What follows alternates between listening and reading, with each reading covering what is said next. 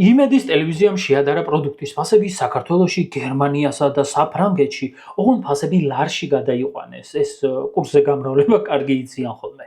მაგრამ ამის მიუხედავად ზოგიერთ პროდუქტს არც მაგან უშველა და საქართველოში მაინც ძვირი გამოვიდა.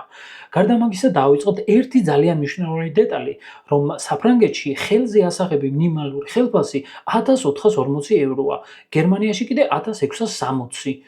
თან 35-40 საათიან სამუშაო კვირაში და არა 24-7-ზე.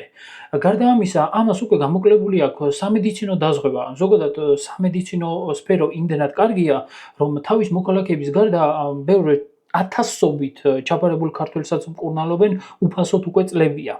გარდა ამისა, საპენსიო დაზღვევა და კიდევ ძალიან მნიშვნელოვანი რაც არის უმუშევრობის დაზღვევა. რაც იმას გულისხმობს, რომ როცა სამსახურს კარგავ, სახელმწიფო შენი ხელფასის 55-60%-ს მერე თვეების განმავლობაში გიხდის.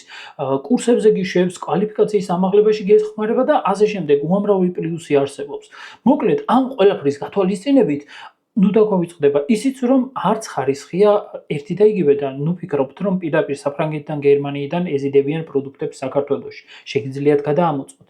და მერე ეს ყველაფერი შეადარეთ იმ კონსულტანტის ხელფასს, რომელიც დილიდან დაღამებამდე მაღაზიაშია და 600 ლარს იღებს თვეში. დაზღვევა რამდენად აქვს, იქ უკვე არ ვიცი.